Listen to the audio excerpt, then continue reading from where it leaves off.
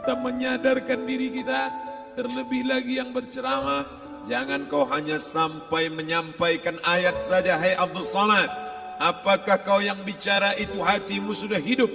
Senantiasa merasakan diri, aku orang paling hina, aku orang paling kotor, ditempelkan kening ke lantai di tempat yang diinjak tapak kaki, mengatakan bahwa aku bukan siapa-siapa. Umur diberikan Allah 40, 60, 70. Berapa yang kupakai untuk menolong agama Allah? Berapa yang kupakai untuk mengingat Allah? Mata, tangan, telinga, kaki akan diminta tanggung jawab di hadapan Allah. Dulu dibangga-banggakan, dihormati, dimuliakan. Yang kami muliakan Al-Mukarram, Al-Ustadz. Tapi pada saat tiba masanya, yang kita bawa tak lain tak bukan innallaha la yanzuru ila ajsamikum. Allah tak menengok badan, fisik, bentuk tubuh, baju. Ini sampulnya saja. Wala ila suwarikum, Allah tak menengok rupa, wajah. Walakin yanzuru ila qulub. Hati kamu yang bersih itulah yang kau bawa menghadap Allah Subhanahu wa taala. Yauma la yanfa'u malun, harta tak berguna. Wala banun, anak tak bisa menolong. Harta tak berguna, anak tak mampu menolong. Illa man atallah, kecuali orang yang datang menghadap Allah biqalbin salim, dengan hati yang bersih, hati yang tulus, hati yang memercikkan cahaya iman, hati yang bersih dari hasad, busuk hati, sum'ah, riya, takabbur. Itulah yang menolong di hadapan Allah Subhanahu wa taala. Apa kata Imam Ali radhiyallahu an? An-nasu niyam.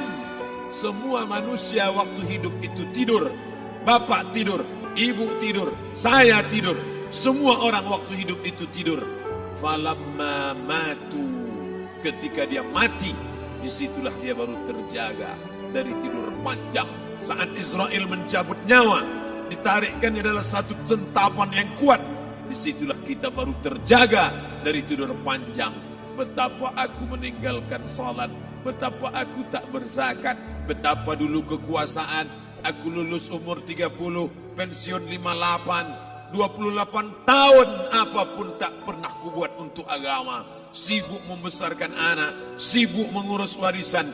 Anak pun tak ingat dengan kita, karena kita lupa menanamkan pendidikan agama di dalam otak kepalanya. Harta yang banyak tak sempat menolong agama Allah. Anak tunggal semata wayang tak sempat dididik agama. Istri meninggalkan dalam keadaan stres susah hatinya, karena dia tak diajarkan sabar menerima ridha ketetapan takdir Allah. Dan paling celaka, tak pernah anggota tubuh ini dipakai untuk berzikir, muhasabah, mengingat Allah. Tak pernah mata dipakai menengok Quran, kitab suci Allah. Tak pernah dipakai hati merenung sejenak. Apa yang akan kubawa mati menghadap Allah Subhanahu wa ta'ala. Abdul Samad dari dalam tanah naik ke atas tanah, ceramah,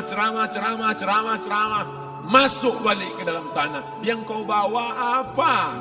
Baju koko tinggal, peci tinggal, pakaian kehormatan tinggal. Yang kau bawa kain tidak berjahit, disobek, kerak. Itu yang akan menyampul kulitmu, yang selama ini kau dimandikan, dibersihkan oleh ibumu dulu 60 tahun yang lalu. Sampai masanya kau lupa kapan kau dimandikan dulu. Sekarang ruh melihat, disebut dia ruh karena dia raha ya ruhu ruh, seperti aroma semerbak yang datang pergi hinggap. Ruh sampai masanya dia datang masuk ke dalam jasad. Ruh sampai masanya dia pergi meninggalkan jasad.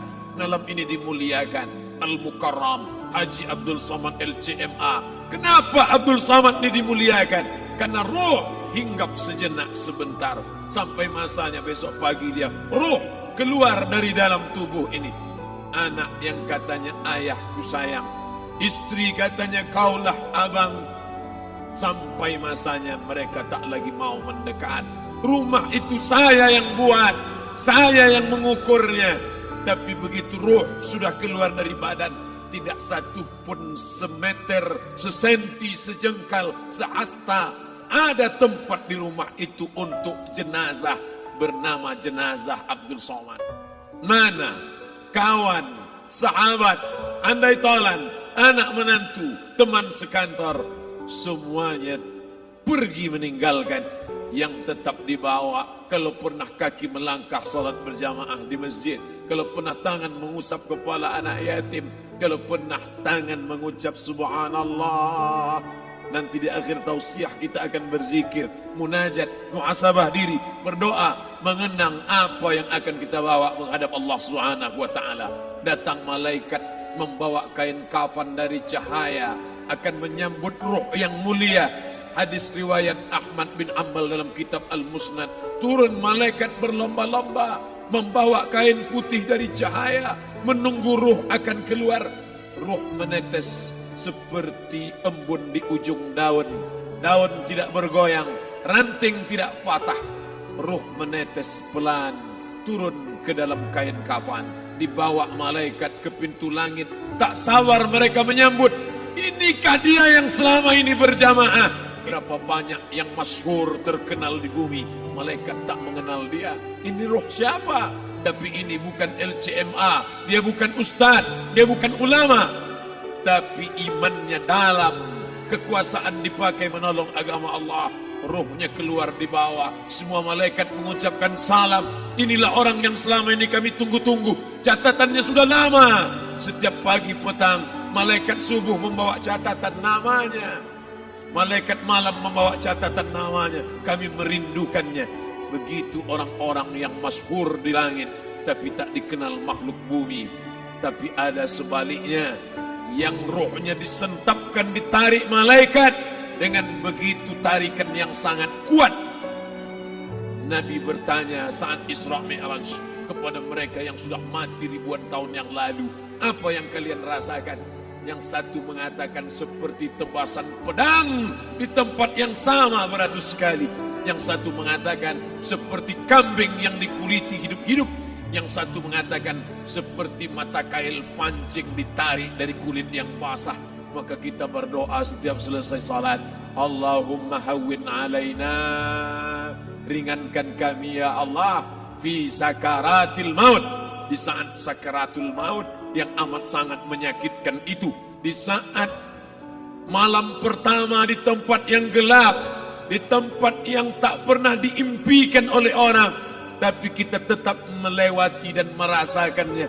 Perlahan-lahan cacing tanah, ular-ulat kalajengking akan menggerogoti kulit yang selama ini dimandikan, selama ini dipakaikan sampo yang mahal, selama ini dioleskan pelembab yang lembut.